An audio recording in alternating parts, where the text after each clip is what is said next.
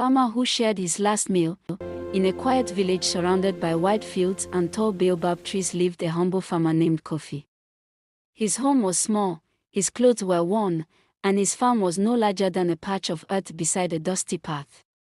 Yet everyone in the village knew Kofi as a man with a gentle heart. Kofi worked hard every day.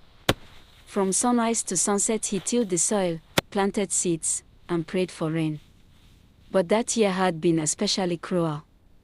The rains came late, the sun burned the land, and most of Kofi's crops failed before they could grow tall. Soon his storage basket was nearly empty. One evening, as the sun dipped low and painted the sky orange and gold, Kofi returned from the fields with slow steps.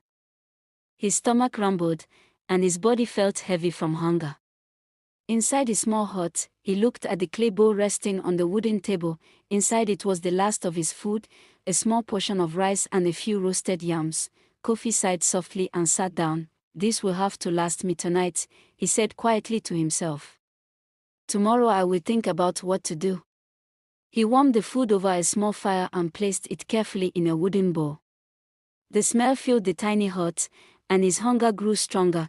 Just as Kofi lifted the bowl to eat, there came a gentle knock on the door. Knock. Knock. Knock. Kofi paused. Visitors were rare at that hour. He opened the door and found an old traveler standing outside. The man's clothes were dusty from the road, and his face showed the weariness of a long journey.